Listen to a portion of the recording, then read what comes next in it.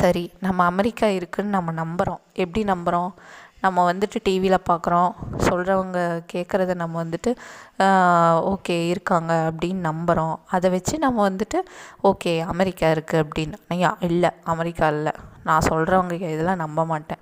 இல்லை டிவியில் காட்டுறதெல்லாம் வந்துட்டு கிராஃபிக்ஸு, நான் நேரில் போய் பார்த்தா தான் வந்துட்டு நான் அமெரிக்கா இருக்குங்கிறதே நம்புவேன் அப்படின்னா நீங்கள் ஃப்ளைட்டுக்கு அதுக்கு தகுந்த அமௌண்ட்டை ரெடி பண்ணால் மட்டும்தான் நீங்கள் அமெரிக்காவை போய் பார்க்க முடியும்.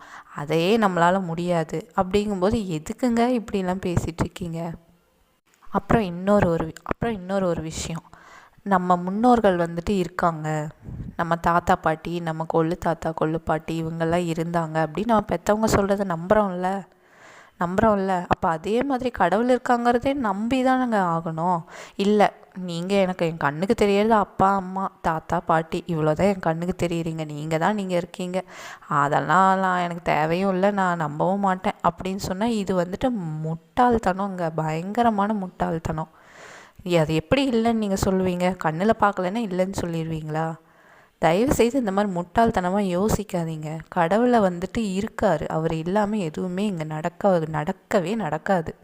கடவுள் இருக்கார், நம்புங்க.